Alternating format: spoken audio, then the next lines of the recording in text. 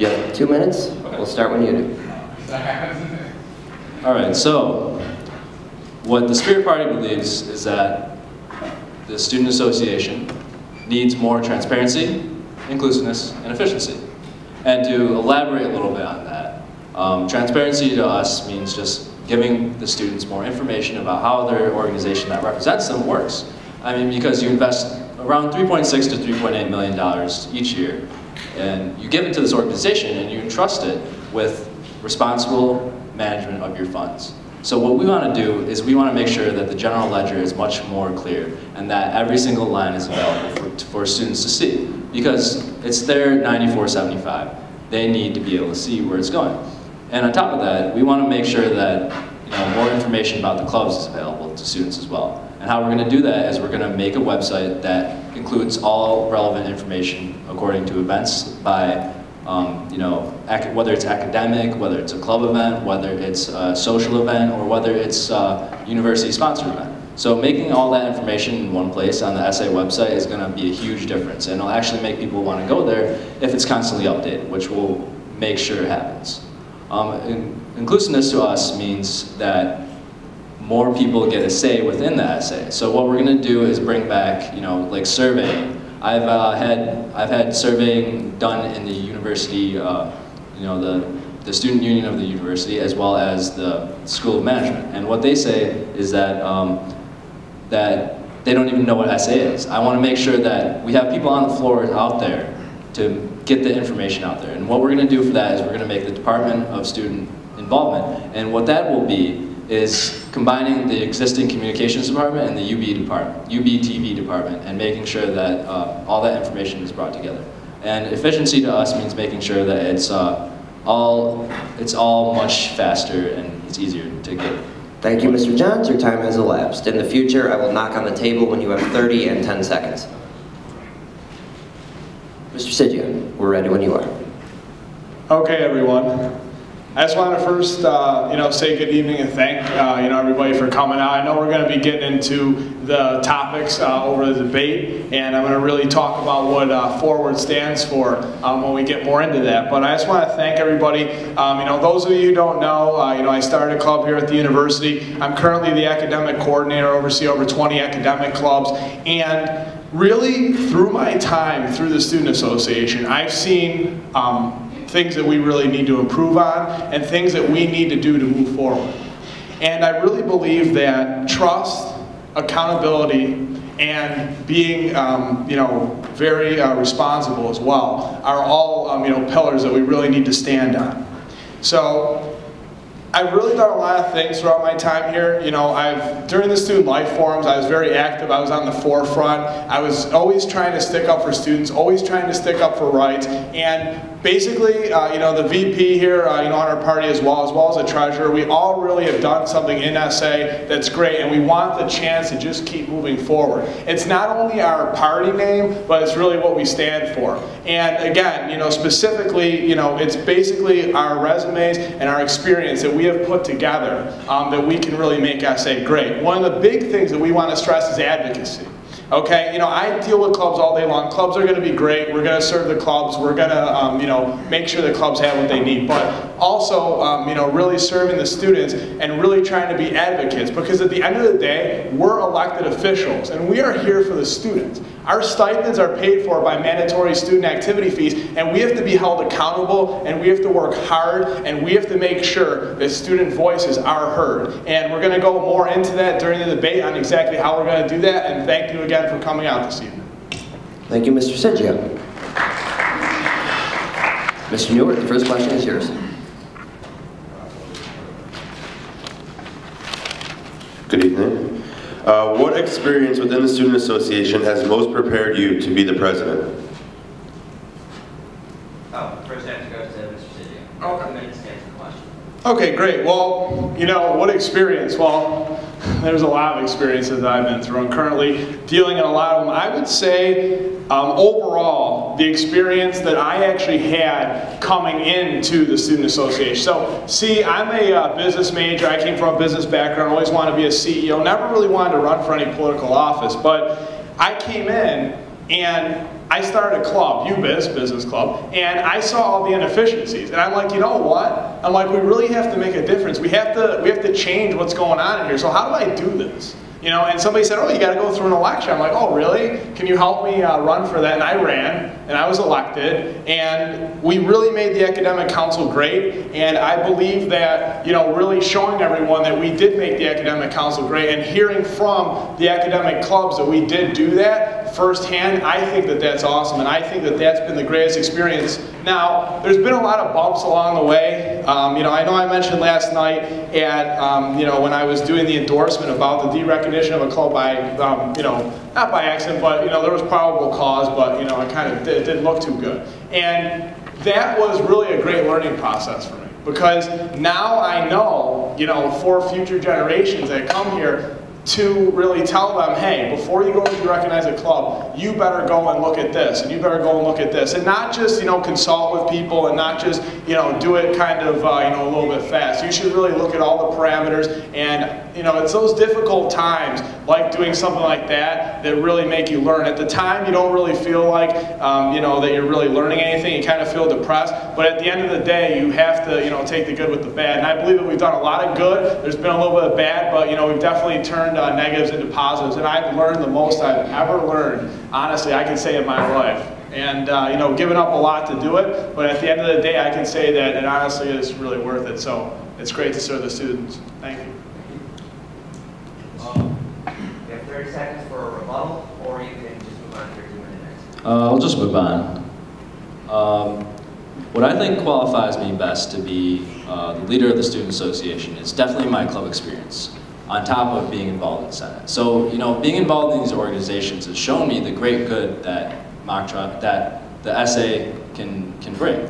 Being involved in mock trial, it's a very intense experience, because you have to spend a lot of time with these kids and getting to know them and preparing to, you know, present your case. So being so involved with these kids in a competitive sense, it makes you get more connected in like a friendship sense. So having these kind of organizations definitely just brings these kind of connections together. So that's what makes me like so committed to making sure that their experience is the best possible. So what I've been doing with that is I brought that to the Senate. So being on the Senate as an elected official by popular vote, that's really made me see the ways that it's actually worked. So getting to know these other great student leaders and being able to, you know, interact with them, from you know, the popularly elected senators as well as the council elected senators like Mr. Ciggia, it's been a great experience. I mean, seeing how the rules and how this system works is definitely interesting. On top of that, working with Subboard and being a legal researcher gives me more of an inside look at how the other side of the table works and how we actually get our money. So being able to take those both together and just bringing that all together to create a more holistic picture from both sides of the equation. And that's what I think qualifies me most to be the president. Mr. Ciggia, should you desire, you have 30 seconds for a rebuttal. Okay, I'll do a 30-second rebuttal real fast. You know, Mr. Johns, you know, I enjoyed, you know, listening to your response. I just want to just add something that, I don't know, this is just really stands out to me. I know you're a senator, you know, I'm a senator too. I know you're involved in SBI. I do a lot of work on campus with other offices, but you've never really been on the other side of the counter for clubs. Now, you've been a senator, but an academic coordinator is definitely a different game. I can tell you, I've been in a club and I've been a coordinator. It's a completely different experience, and I believe this prepared me, you know, just a little bit better. All right. Carson, you have the first answer for this one. Good evening, gentlemen. Or I lied. Nick has. Your question is, name one aspect of this year that you'd like to keep the same and one thing you'd like to change.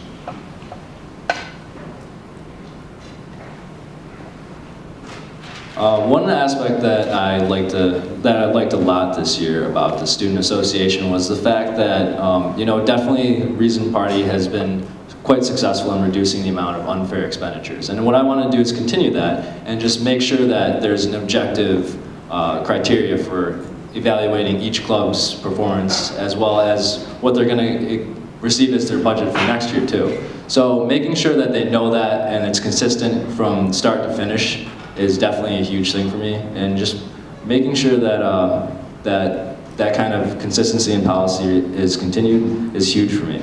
And then the secondary point is that I want to reduce the community service requirement for clubs. I just want to make sure that, you know, if it's not within your club's constitution, establishing a positive mandate for what you have to do, I don't think, you know, it reflects well on making life for the clubs easier. All right. Mr. Ciggia, 30-second rebuttal.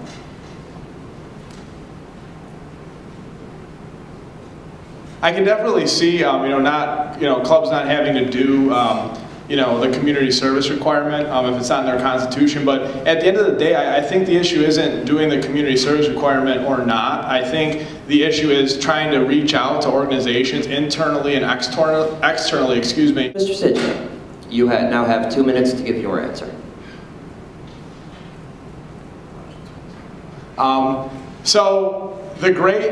What I think has gone great this year is, and I know it's a little broad, but I think it's good, the diversity of clubs.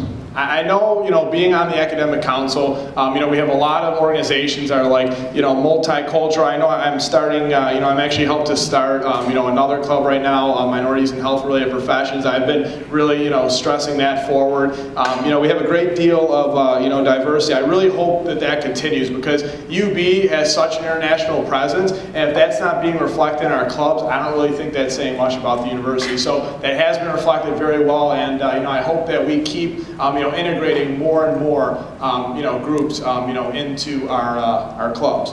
So one thing that I think could be improved upon, is the reach to freshmen and the reach to sophomores. Because right now, I don't know about you, but I don't really see like a lot of freshmen or sophomores that are really involved in the student association. I know, there's a few in assembly, though there's, quite a few in assembly, which we'll get to later if I have the chance, how we want to fix that. But, we really have to reach out to freshmen and sophomores, because they're great, they're coming to the school, they don't really know a lot, and they really have the opportunity to make a difference, because you don't just run for SA president, you have to kind of build it up, and there's a lot of steps along the way. And I wish when I was a freshman that I had opportunities to really get involved at an even earlier age. So that's something that I really think can be improved upon, and we have some we have some ways to reach out to the freshmen. It's Freshmen for Forward. So. Mr. Johns, you have a 30-second rebuttal should you wish it. No thanks. Then you will answer our next question. How do you view the relationship between SA and the administration, and how can it be improved? Well, right now I see the administration's relationship with the SA as a bit confrontational. What I want to do is make sure that they understand that we both are working for the same goals. What we want to do is just bring it together and make sure that our goals are in line. So meeting more with top administration like Dennis Black, and just making sure that the administration understands that we want to make life better for the students, and we're not just trying to fight them for no reason, is definitely a huge thing. But we also need to make sure that SA remains as independent an organization as possible, because it was founded to be an advocate for students, not for the university. That's what I think. Mr. Ciggia, 30-second rebuttal. Okay, I actually agree with Mr. Johns. Being a autonomous organization, I think that's great. I do believe though that we can work together, and I've definitely already put the wheels in motion on that one, which I'll get into when I formally answer the question. I just keep going. Oh, yeah, just reset. Just for the sake of time, I would suggest that if you guys don't have a counterpoint, then you don't actually need to use it all the time. Okay. All right, you have 2 minutes. Okay, so with SA and administration, well, first off, let me just say for the people in this room that don't know, I am academic coordinator and senator, which you already do know, but that position, being academic coordinator, is supposed to oversee like the academic clubs, and then senator, you go to meetings, you kind of, vote on this and that, and see if clubs, should go on trips and, listen to people present in front of the Senate. But I've also took that position and gone just a few more steps. So, you know, I've already begun to work with, you know, the police chief, Jerry Scholey, on campus safety. I've actually had meetings with Barbara Kahn. I actually sat in on a meeting last Friday, which was 19 department heads from the entire university. And I basically like invite myself to these meetings just because I want to meet administration. I want to develop like a network so we can move forward. It's honestly, if you don't have a really good relationship with administration, you kind of don't know them, then when things come about and you try to get business done, they're going to look at you and they're going to say, you know, who are you? You're just coming to me because you have an issue. You know, it's kind of like that friend that only comes to you when they need something. So, you know, I want to develop that relationship ahead of time, and we've already made positive strides forward with that. And, you know, again, we really have to have administration have a good working relationship with us, but we have to understand that we can't hand the reins over to them because we're an autonomous organization. The key is a better relationship to move forward towards a common goal, okay? Not to give the reins over. I'm not pro-administration like in that sense. I think that we should work together, again, towards a common goal so we can really achieve great, because at the end of the day, you know, the university, you know, is run by administration. We're the voice for the students, so we have to really fight up, you know, for the students to administration and then work together because they have a lot of resources that are definitely, you know, very important and we could not function without.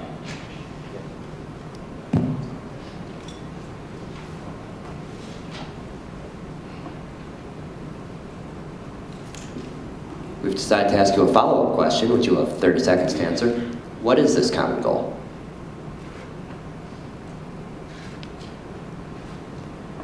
I would say that the common goal is really, you know, stronger student, you know, voice, ultimately. Because if students don't have a voice on this campus, I know back in the 70s it was big student advocacy, Vietnam, things like that, that's died. That's not around anymore. But guess what? Students still have a voice. Just because it's 2013 doesn't mean that students don't have concerns. That doesn't die, okay? And we have to listen to students. We should not just have administrators blindly, you know, giving us whatever they want. Thank you, Mr. Ciggia. Thank you. I too remember voice. Oh, Mr. Mansfield. Guess which one you wrote? All right, so Spirit, you talked about how you want a free flow of communication with a three-pronged system, while Forward talks about hosting forums and creating an open environment. And transparency is all well and good to aim for in theory, but I want to ask practically, how do you view the relationship between SA and the spectrum, and how do you believe it can be improved? Right. Stop turning off your mic. Yeah, I'm just Anyways, what I think the relationship with the spectrum is right now is it's characterized by a bit of you know, a conflict of interest. Obviously, we have like our contract with the spectrum, so I think that once that runs out, we should choose not to renew it. Not because we don't choose to fund the spectrum, but it's just I want to choose to make them a much more independent organization. Because if you have any sort of investment in something, that implies that there is a, you know, there's a quid pro quo. So just making sure that they're fiscally independent from the SA just increases the amount of credibility on campus, as well as making sure that they're not beholden to us, the SA, and they can report fairly on anything that we do. So that's how I think it can be improved. Yes, I'm just going to go right into it now. I'll pass on the recording. So, you know, I believe that, you know, the spectrum serves a critical role here at the university. You know, I do have to, you know, actually agree, you know, with, you know, Mr. Johns, you know, from the perspective. I know that the spectrum was struggling and now it has since turned around. And I do believe, you know, the credibility of an independent organization really is key. However, I'd like to add that, you know, the Student Association, you know, will continue to support the spectrum, you know, with advertising. You know, I know that we advertise, you know, a lot in the spectrum, but in regards to, you know, the board seats, you know, as I've, you know, been talked to a little bit about that, you know, that will end, because I know, you know, it's pretty much a self-sufficient organization now, and I believe to really report the best unbiased news, you know, to the student body, you know, I believe that, you know, would be beneficial, you know, not to fund it. But we will try to help as much as we can with advertising, and as much as we can with, you know, promotion, you know, for people to, you know, read the spectrum, and obviously value it very highly as, you know, a staple here at the university. So follow-up question for each of you is, Your responses are under the presumption that the money that came from SA to the Spectrum was SA's money. Are you aware that that was money designated by the students in a referendum specifically for the Spectrum? It wasn't designated to SA. It was on top of, it was a part of the mandatory activity fee designated for the Spectrum, therefore it wasn't SA's money. Well, I'll say this. So, Mr. Mansfield, so the money that you're saying, that was in a referendum. Now, would that be voted on again if we were to renew it? No. It would be in a referendum. As another question, it goes on top of the mandatory student activity fee. Okay, so it would, okay, so a referendum would have to happen in order to, it would be on top of the mandatory student activity fee. Well, I think in that case, Mr. Mansfield, I think that, you know, the students are deciding, and ultimately I was just talking about voice and, you know, students really saying what they want, and I think that I'd be going against the entire platform, you know, if I, you know, said that it shouldn't be funded. So I believe that if students are saying yes, you know, with your addition, then I absolutely believe, you know, that we should fund it. If students are saying. Oh, your time expired loud. Did it? Okay. Nick. I have to basically agree with that. I mean, just making sure that they're well aware of the issues and what it gains them. As far as seats on the board of directors, that's something that I would definitely want to publicize, though, so that people are well aware of the issues that are at hand in the referendum. As often, you know, it might not be the case. So making sure that that is clear, that we do receive something from funding them, is something that I would definitely emphasize during the referendum. All right, I actually have one follow-up to that. Now this dollar that Mr. Mansfield talks about, or we'll call it the Spectrum dollar, do you support raising the student activity fee by the Spectrum dollar, or taking the Spectrum dollar out of the SA?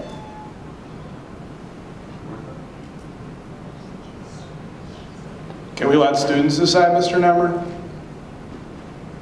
Well, that would Be a third referendum question then. So will I mean, vote yes, yes, yes? They're clicking 7 when they're going into the booths right now. Can we get them to click 3? Mr. Johns? Yeah, I would definitely agree with that. Let's move on from the Spectrum. The Assembly should be empowered to make more decisive decisions upon, you know, policy. That means like mandating that there be a certain amount of Assembly people each semester. So making sure that there's a consistent number and consistent level of student involvement in the Assembly is definitely something that I would emphasize. Beyond that, I believe that right now, any sort of changes to the Constitution should definitely come from the students, so I don't want to mandate anything, so I would be open to listening to what they have to say. As it stands, I want to make sure it's a stable organization to make sure that life is easier for the clubs. We don't want to go changing the ground rules at this point. Yeah, everybody wants life easier for the clubs. I was just going to say that I believe that what has to take place in the SA Constitution, just with my experiences this year personally, is some very like concise points added in about Finance Committee. Because I feel like right now, when you come into Finance Committee, it's kind of like this person's opinion, that person's opinion, this person's here on that person's behalf. Nobody really knows what's going on. Once in a while, we take a vote. You know, it's really not something that I would really like. Let's put it this way. I wouldn't want that room televised to the undergraduate students. And the people in that room are supposed to be serving the undergraduate students, and I wouldn't even really want them to know what happens in there. So I think that we really need some concise points. This is, you know, how we determine how a club gets a budget. You know, some people say it's the 2-2-2-2-2. Some people say, you know, it's based on, you know, if the club's make a good presentation. We need something that's more concise, a protocol that we can follow that is universal. You know, because that's, I believe that that's really what needs to be done. That benefits the clubs at the end of the day, and you know, the overall undergraduate student population, you know, more or less, because they're participating in all of the club's activities, and the club is funded by, you know, obviously the Finance Committee. I know that, you know, it goes to Senate and things of that sort, but you know, at the end of the day, you know, I don't know how much people pick it apart in Senate, but the Finance Committee really exists there to really look at all of that. And I feel like the, you know, it's just not accurate. Nick Johnson, well. Yes. As far as that goes, I'd like to make sure that at the beginning of the year, the treasurer establishes a set list of requirements for getting an increase in maintaining your budget. As far as that goes, though, I think that maintaining the amount of freedom that the treasurer has in setting policy and conducting themselves during that is definitely a good thing. Because if you make a mandatory change in the Constitution, that's something that will likely stay there for a long time. So you have to consider that very highly in making that kind of decision. Okay, I have a follow-up for Both of you, with consent of my moderators. You've both talked about making either an ideal, concise system or possibly modifying requirements. Could you go into more detail about your plans, starting with Mr. Ciggia? Great, thank you, Mr. Nemmer. Well, I would like to say that, although like I can say some plans off the top of my head, really trying to, have, let's say, okay, we're going to follow the 22222 requirements, and then we're actually going to have, like, for example, like a grading rubric. I know it kind of sounds stupid, but when you make a presentation or something like that sort, you can, really have the opportunity to kind of see how each club's do, just something that we can benchmark. And I'd like to speak with, the e-board as well, and, clubs to really see what they'd like to see as well. Well, I'd like to make sure that, we, like I said before, dropping the community service requirement is definitely a big thing, just simplifying the life for the organizations, as well as making sure that, that they understand that there are points that they can do to increase their budget, which is going above the fundraising limit, having community service events. So that's something we would encourage, but not mandate. Can I have a follow-up question with the consent of the panel? You've spoken now twice about reducing the community service requirement. Are you cutting it completely, or are you reducing it, and are you aware that UB is the crown jewel of Western New York? I am aware that UB is the crown jewel of Western New York, but going beyond that, I just think that having something that clubs don't want to do doesn't really expand the ideals of the SA, which is student advocacy. I've talked to a lot of people, and they've said that the community service requirement seems a bit like a harsh mandate. So just having things to recognize that they do that, and if they're involved in the community, is something we should encourage, but we shouldn't make them have to do. That's the difference for that. Just reducing the requirement. All right, we're Off to another question with the right answer. Grade the job that I have done as president. Really? Did you say create the job or rate? Grade. A to F. Rate? Am I on the record here, Mr. Nemmer? Yes. Okay, All of your answers can be directed to Mr. Mansfield. No, absolutely. No, Travis, I campaigned for you. I did campaign for the Reason Party. I will say this. I will say that you're very knowledgeable, and you've been on a lot of club e-boards, and you definitely know what you're doing. I do believe that. But the thing that really, I've never said this to you directly. I'm saying it in front of a room full of people. But the thing that really bothers me, like right now about SA and the job that you've done, I think you're extremely knowledgeable. You're great at knowing the Constitution, everything. You could run circles around me, and I commend you for that. The issue that I have is you're not very approachable. And I've spoke to a lot of clubs that have come in, and I remember one instance when we had somebody come in for you to sign their petition for assembly, a kid that was international that had just moved here, and he looked at him and he looked away and he walked away, and that was kind of like the impression that you were giving to him. And I feel like you've given that to a lot of people. You haven't been very approachable. You haven't been very open. You haven't been out and about and around and listening to student concerns. I do understand obviously you have a hectic schedule and things of that sort, but I feel if students were able to reach you easier, I feel like that would definitely benefit everyone. My mother says the same thing. Mine does too when I tell her stories about you.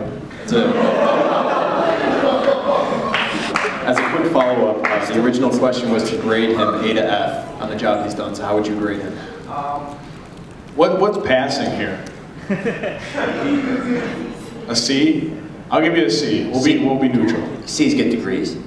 Yeah. I'd definitely have to rate you as definitely a B because there is room for improvement, but overall he's maintained a consistent administration. He's always very knowledgeable, so that like if you have any questions about like basically anything, you know, he's not afraid to tell you exactly the history and exactly the precedent and exactly the rules. So just knowing the rules and knowing how to follow them is a huge thing for me. As a legal researcher, you try and nitpick like any little detail. So just seeing that, I definitely respect that, but I definitely agree with Carson that, you know, making sure that you're constantly available is a huge thing for me, and maintaining consistent and posted office hours is another big thing. And also making sure that your administration is more accountable. Really done a great job. I mean, his flyers and the quality of stuff that he does, I wish he could, you know, be unbiased and work for our campaign. But I think, you know, really that adhering to office hours is huge, because I notice a lot of people haven't really been in the office this year, and it's really created a bottleneck for clubs and students.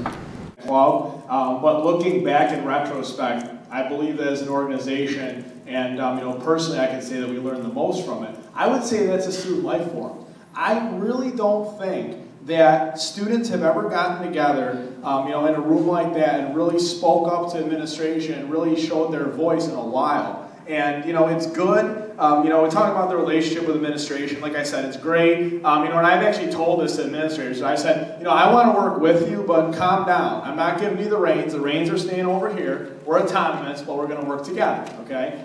But sometimes they try to grab the reins away from you a little bit. And then you have to, you know, kind of give them a slap. And that's what we did with the student life forums. I believe that, you know, they were trying to take away, you know, the students' individual liberties and, you know, what clubs really stand for. And we said, hey, listen, you know, we're normally quiet. You know, we're not going to go and, you know, firebomb your building like the ROTC building, do something like that. But we're going to speak up, and we can be loud and proud if necessary, okay? We are a man's best friend, we're a dog, but sometimes we can turn around and we can bite you if you abuse us. And that's what I felt like we did, and I felt like we did it very well. And I know Travis was very involved in that. I know I was as well. You know, I rallied one of the clubs with one of the largest budgets on campus. You know, the vice president of our team was involved as well. And I know it was a lot of long hours, you know, a lot of intimidation, failed an exam or two, but at the end of the day, look at the result. And you know, I think that that's the greatest thing that's happened. I really do. So thank you for the question. Mr. Johns, recognition policy, rally, great thing or greatest thing? In short, do you have a problem? Oh, no. Your next question. Now, we've seen the assembly dwindle in size and in relevance over the years.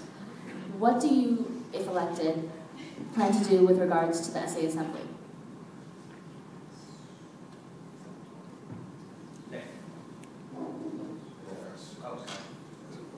Thank you, Mr. Nemmer.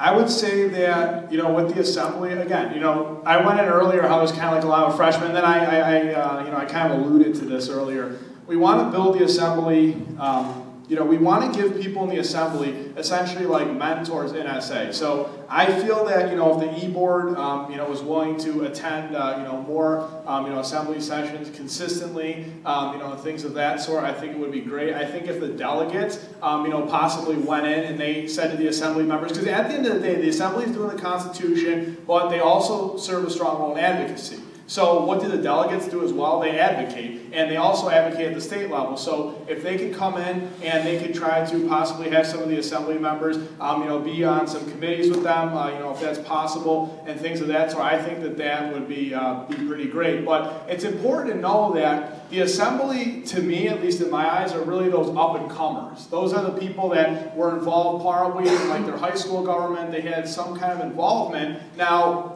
they want to come into the school and get involved. They don't really know what to do, so they join assembly. But what we have to do is we have to keep that fire going. When they're in assembly, you know, I know the engineering coordinator. I know, you know, she was in assembly and then she moved on to coordinator. So, you know, it's kind of like a stepping stone, and then you go to coordinator, and then you can go to e-board, you can go, you know, it's really a start, and you're keeping that fire burning, you know, from your high school or from wherever else you had experience. So I think it's important that they work together, you know, with the SAE board, and then as well, I like that idea a lot with the delegates, and then our whole initiative for, you know, Freshman Forward, I think will, you know, kind of tie in pretty good as well, really, you know, trying to get, you know, the freshmen involved, particularly, you know, in assembly by really inviting them to a lot of events and, you know, seeing freshmen that really want to prosper and, you know, helping hold their hand along the way and teach them the knowledge transfer. Thank you. Nick, rebuttal? No thanks. You have 2 minutes. Okay, well, as far as that goes, I definitely agree with Carson that we should increase the involvement of the assembly people. Making sure that they're well aware of how the student association works, though, is definitely a huge thing. And emphasizing the fact that this is their stepping stone. So, like, what they do in the assembly reflects well on them as people. So, making sure that they know about that and increasing the amount of exposure that the assembly gets is huge as well. Because just like getting the word out there that you know, the assembly is a pretty big deal, and making sure that they realize that that the assembly is the first step to getting more involved in the SA for most people, besides getting involved in club e-boards, is definitely something that I want to expand upon. And then just making sure that there's more assembly people, so that means there's more ideas, is definitely a huge objective for me. So having a larger assembly increases the amount of discussion, as well as making sure that those ideas can be actually carried out with more force behind them, because that is the most direct link to the people in the SA government. So yeah, that's basically it. I just want to expand upon, you know, the involvement of the students in the assembly. I have a quick follow-up. I have to fact check with Travis first. If we incorporate, do we lose the assembly? No.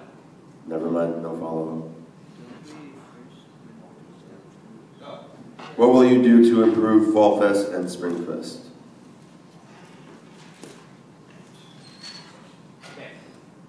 Improving Fall Fest and Spring Fest is definitely a huge objective for me, is because, like, you know, there's a lot of people on this campus, and not all of them are involved in the student association. But the biggest way you can reach out to them is having wildly popular events, like the events we've had in recent years. You know, like with J. Cole was very popular, Rick Ross was very popular, and if you go even farther back, you know, the Spring Fest with Wiz Khalifa and Nas and Damian Marley was hugely popular, and that's because those concerts responded well to the voice of the people. So bringing back surveying for that is definitely something that I want to do, but reducing student frustration with that said surveying is something huge that I want to work on. So making sure that we go through the list of the top people that are surveyed, the top artists that are surveyed, I mean, and making sure it's well publicized why we didn't go with the artists, ranging from, you know, if they're on tour at that point, or if they're beyond our price range, or making sure that they know that perhaps this artist had too ridiculous demands. I mean, like if they want like 10 cases of Cristal, we gotta not be able to accommodate that sometimes. So just making sure that the people understand why we go with the artists they do, as well as listening to their voice of who they want, will definitely make those events much more popular. Carson, rebuttal? Okay, thank you, Mr. President. What Nick said, I actually agree with Nick. You know, I think that, you know, we really need to survey the students. I will add though that, you know, I have talked to a few people, and that was done in the past, and I'm sure you know that. But you know, it was done in the past, and then I like kind of what you said about, you know, telling people why they weren't chosen, because you put out a survey and people are like, okay, I want, you know, Drake, okay, and then you go and you get the, you know, you get it back, you can't get Drake because Drake doesn't want to come to Buffalo, and then people start getting really angry. So if you can specifically give them a reason, I like that. That was definitely, you know, in my talking points as well. I think it's pretty much common sense. One thing I'd like to add, though, is, you know, clubs right now, and, you know, this would be if we had, you know, some money, you know, possibly, you know, left over. I know, you know, Treasurer looked at me here because we're, you know, running a deficit, and I was just talking about, you know, incorporation and how we don't want to spend more money, but just trying to give clubs just a little bit more who work fast. Because I know right now, you know, they're not making a lot of money. From what I understand, it's like, what, like $4 something, or I don't know, $450. So, you know, that's not really a lot of incentive, you know, and you can really come out and, you know, get your club together. I think that's very important to have clubs to get together. There's some clubs, and I can tell you from being with academic clubs, that there's some clubs that really don't get together much except for like meetings. If they can kind of like go out and like do a fest and kind of like work in like the same area or something like that, you know, I feel like, you know, that could be pretty valuable. So give them a little bit more incentive. Money's one of the biggest motivators in the world, if not the biggest. You know, so try to, you know, give them a little bit of extrinsic, you know, motivation to, you know, get out there and, you know, go to fest. And then maybe along the way they'll tell some people and, you know, they'll come out too and make the event even bigger and better. So that's what I have to say about that. Thank you. Oh yeah, expanding on Carson's point, I just want to make sure that that more clubs are involved in Fest as well. But how I'm going to do that is I'm going to make sure that there's a Fest fair. So what that means is just having clubs giving them the opportunity to have tables around Fest and leading up to Fest, and making sure that there's more hype overall for the same day. Rather than just having the event and having that be over, why not make it an all-day thing? And we might even look at, you know, taking some of the carnival lines and making sure that there's more entertainment and activities to draw people in and maybe even check it out. Because if they come there for the club, they might come and watch the show too. You won the first coin toss, right? I'll start with Carson. Is that fair? Carson. Yeah, okay, you know, that's fine. Well, you know, one of the goals, you know, that I originally had was, you know, this is kind of, you know, general. It's going to relate to a specific group of clubs on the council. You know, although we have improved the council a lot, you know, things of that sort like we wanted to do, and it's definitely in a lot better shape. And it started with, I always said that, you know, no matter what clubs wanted to do, no matter what event they had, we would do it. However, I had a club that came to me, they wanted to do this really big event downtown, you know, it's really going to benefit, you know, charity, you know, and things of that sort. And the resources that would be required for it was going to be all the medical clubs getting together were huge. And, you know, I tried working with the club, we tried having like an informational session. Is it 1 minute? Oh, that's it, okay, sorry. Well, we tried having an informational session, and you know, make a long story short, you know, we couldn't make it happen, unfortunately.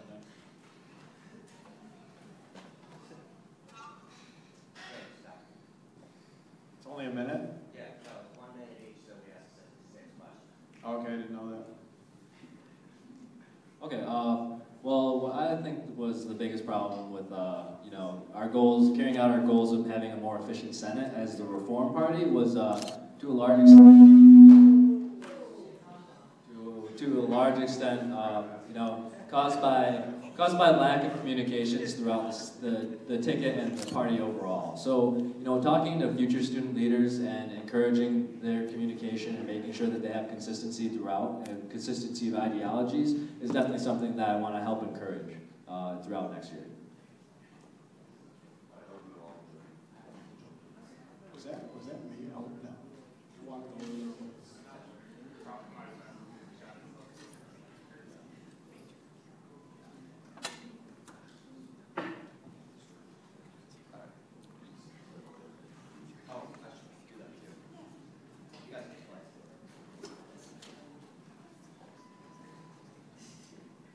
The next question is for Nick. You mentioned expanding the powers of the Assembly. How would you do that? Well, obviously right now they're constitutionally restricted to only making resolutions, which are, you know, as a point of nature, they're non-binding in powers. But you know, encouraging the fact that like giving them the avenue to the e-board is definitely a huge thing. So just creating that relationship and maintaining that relationship throughout your tenure as an e-board member is definitely something that's going to increase the power of the Assembly. Having an open ear to talk to is it's a huge thing, because having friends, it just adds to the quid pro quo and just increasing the amount of influence you have over the people higher up. So as an e-board member, you have a lot of power to bring these Assembly people up into the 5th floor of Capon and getting them in touch with the people who can actually make their ideas happen. I actually really like this question because it's getting me really relaxed, almost a little bit too relaxed. But I would have to say Superman, because when you think of a superhero, who comes to your mind? Superman. Because Superman's the best, and Superman wants to win, and Superman is Superman. So, if you want to be the best, and if you want to win, and if you like flying around with a red cape on your back, I truthfully believe that Superman is a superhero that I would like to be, and I thank you for the question. This is for Nick. You've stated that your reasoning for denying Circle K's funding request for their service trip was the allocation of money from the new and innovative line. However, was not your reasoning that Hurricane Katrina has long since passed and that they would be misusing it and goofing off? Well, as far as that goes, I just want to encourage, responsible spending overall, and the fact that they had, done that event before was a huge factor in making sure, that I was skeptical of it, but their presentation was good, and the Senate eventually agreed to give them their funding. But I think that we should definitely encourage clubs to respond to events that happen in the world. And Sandy was much closer, and it would also happen to be more fiscally responsible. But just making sure that clubs are fulfilling their purposes as per their constitution is definitely something that I emphasize.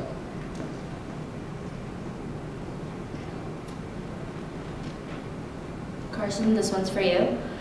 Could you confirm or deny rumors that a delegate has dropped from your ticket due to a disagreement policy?